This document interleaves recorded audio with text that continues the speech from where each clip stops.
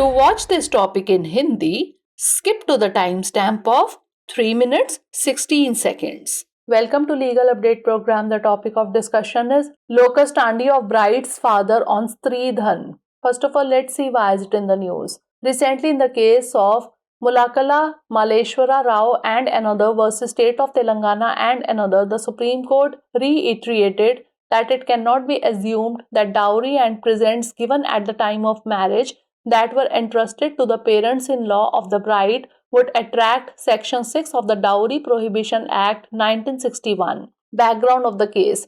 This is a criminal appeal challenging an order of the Telangana High Court that refused to quash the FIR under Section 6 of the Dowry Prohibition Act 1961.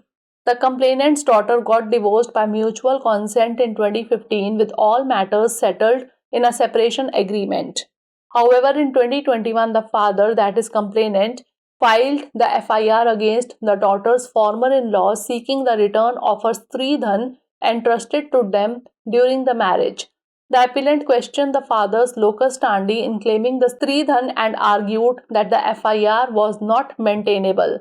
The Supreme Court allowed the appeal, setting aside the Telangana High Court's orders and quashed the complaint.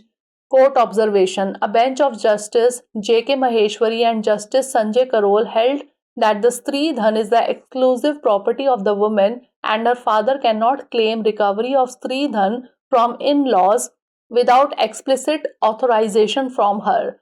The court further held that the separation agreement released both parties from any further claims and therefore the charge under Section 6 of the Dowry Prohibition Act is dismissed.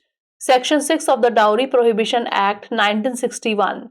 This section deals with the dowry to be for the benefit of the wife or her heirs. It mandates that any dowry received in connection with the marriage, if not given directly to the bride, must be transferred to her within a specified period.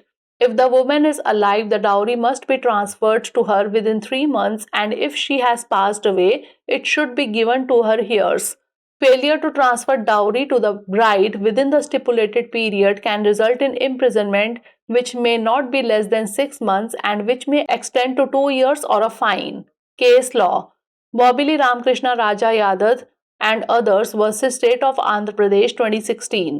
In this case, the Supreme Court held that giving dowry and traditional presents at the time of the wedding does not raise a presumption that such articles are entrusted to the parents-in-law under Section 6 of the Dowry Prohibition Act 1961.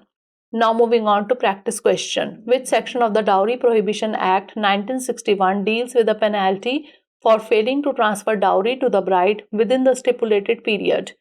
Section 6, Section 7, Section 8 or Section 9? Send the answer of this question in the comment section. Thanks for watching. Legal update programme में आपका स्वागत है। आज का हमारा चर्चा का विषय है स्त्रीधन पर दुल्हन के पिता का लोकस स्टैंडी। सबसे पहले जान लेते हैं कि यह चर्चा में क्यों है। हाल ही में मुलकाला मल्लेश्वर राव एवं अन्य बनाम तेलंगाना राज्य एवं अन्य के मामले में सर्वोच्च न्यायालय ने दोहराया कि यह नहीं माना जा सकता कि विवाह के समय दिए गए दहेज और उपहार जो दुल्हन के सास ससुर को सौंपे गए थे वे दहेज निषेध अधिनियम 1961 की धारा 6 के अंतर्गत आएंगे। मामले की पृष्ठभूमि यह एक आपराधिक अपील है जिसमें तेलंगाना उच्च न्यायालय ने उस आदेश को चुनौती दी गई है जिसमें दहेज निषेध अधिनियम 1961 की धारा 6 के तहत FIR को रद्द करने से इनकार कर दिया था।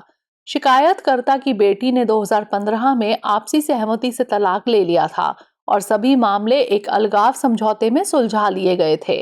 हालांकि 2021 में पिता यानी शिकायतकर्ता ने बेटी के पूर्व ससुराल वालों के खिलाफ FIR दर्ज की जिसमें शादी के दौरान उन्हें सौंपी गई उसकी स्त्री धन की वापसी की मांग की गई।